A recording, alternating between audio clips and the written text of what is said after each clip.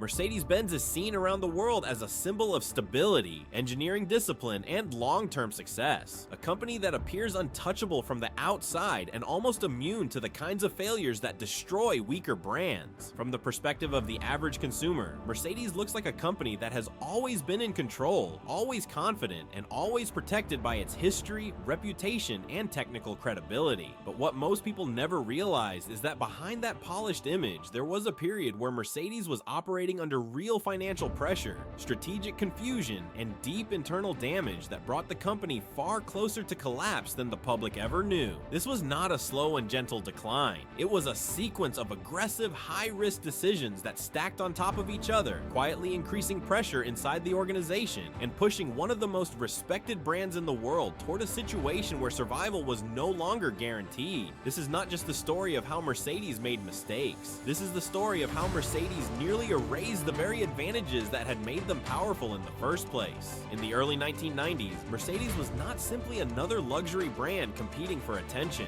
It was a benchmark for what premium engineering was supposed to look like. Their vehicles were known for extreme durability, conservative but overbuilt engineering, and a reputation for being designed to last far longer than almost anything else on the road. For many buyers, purchasing a Mercedes was not about showing off. It was about certainty. Certainty that the car would last hundreds of thousands of kilometers. Certainty that the engineering was intentionally overbuilt. Certainty that the company valued long-term reliability more than short-term profit. This reputation created something far more valuable than marketing. It created trust, and that trust gave Mercedes pricing power, customer loyalty, and dominance in the premium automotive segment for decades. But long-term dominance often creates a dangerous psychological shift inside leadership. It creates the illusion that failure is no longer possible. It creates the belief that past success guarantees future protection. And slowly, that belief began to change how Mercedes thought about its own identity. At the leadership level, the goal quietly evolved.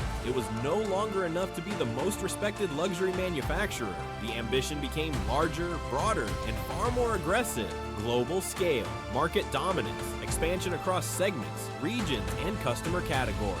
Mercedes leadership started to believe that size itself was a form of protection, that becoming a massive automotive group would make the company immune to risk, competition, and economic cycles. But that belief fundamentally changed how decisions were made. Engineering excellence slowly became secondary. Growth targets became primary. Long-term thinking was increasingly replaced by short-term expansion goals. And that shift created the conditions for a strategic move that would define the next decade of Mercedes history. When Mercedes announced the merger with Chrysler, it was presented to the world as a bold and visionary step, a powerful combination of European engineering and American scale. Two companies, two continents, one global automotive powerhouse. On the surface, it looked like a move that could reshape the entire industry, but in reality, this was not a merger of equals. Mercedes was absorbing a company with very different priorities, very different financial structures, and a very different internal culture. Chrysler operated in a world of thin margins, aggressive cost control, and constant pressure to reduce expenses in order to survive.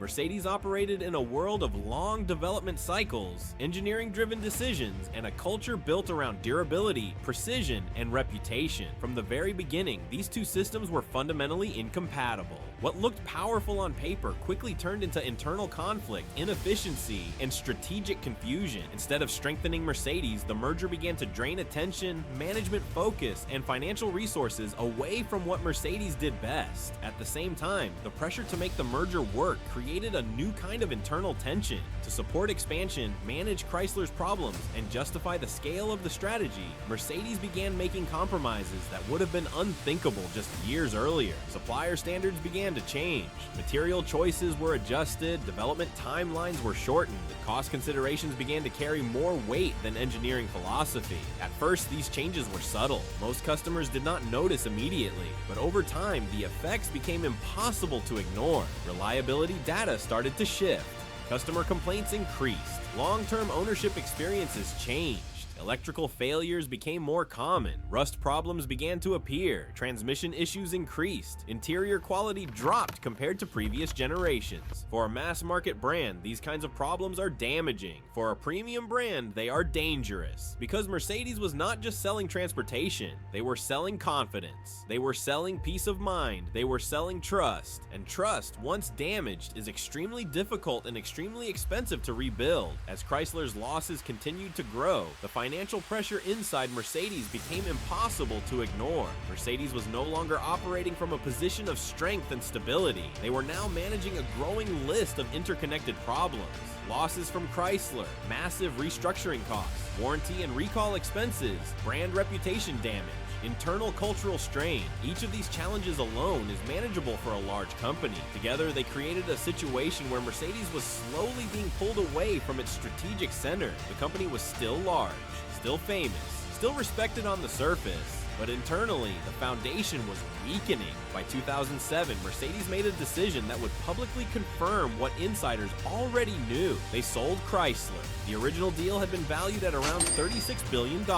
They sold for about $7.4 billion. That is not a normal business adjustment. That is a loss, a massive write-down, a public admission that one of the most ambitious strategies in Mercedes history had failed. And this moment did more than damage financial statements. It damaged confidence. Leadership credibility was shaken. Then came the worst possible timing for a company already under pressure: the 2008 global financial crisis, a collapse that did not just slow the automotive industry, but fundamentally shocked the entire global economy. Luxury car demand dropped sharply, credit markets froze, financing became harder to access, consumer confidence collapsed. For a company already weakened by years of strategic mistakes, this was not just another challenge. This was a serious threat to survival. Mercedes now faced a situation where past errors could no longer be hidden behind growth or brand strength. Every decision mattered more. Every weak product decision carried greater consequences. Every internal inefficiency became more dangerous. The company entered what can only be described as survival mode, not a mode focused on innovation or aggressive expansion, a mode focused on cash flow, cost control, and damage limitation. At this stage, Mercedes was forced to confront a hard truth. They were no longer in control of their own momentum. External economic pressure combined with internal strategic weakness created a situation where even small mistakes could compound into serious financial risk. Another failed strategy, another major quality scandal, another economic shock. Any of these could have pushed Mercedes into a level of financial danger. Mercedes had to rebuild its identity around engineering discipline, product quality, and long-term value creation. This meant accepting slower growth. It meant investing more heavily in development. It meant allowing engineers to regain influence over cost controllers. It meant prioritizing long-term brand strength over short-term financial optics. These changes were not easy. They required admitting that previous leadership decisions had been flawed. They required accepting that the Empire strategy had failed. They required confronting internal resistance from managers who had built their careers around growth metrics rather than engineering outcomes. Recovery was not immediate. There was no sudden turnaround. There was no single product that magically fixed the brand. Instead, recovery happened slowly, model by model, platform by platform, generation by generation. Vehicle quality improved, design language evolved, technology development accelerated, manufacturing discipline increased, and over time, customer confidence slowly began to return. Not because Mercedes became bigger, but because Mercedes became more focused. They returned to what originally created their reputation: precision, durability, engineering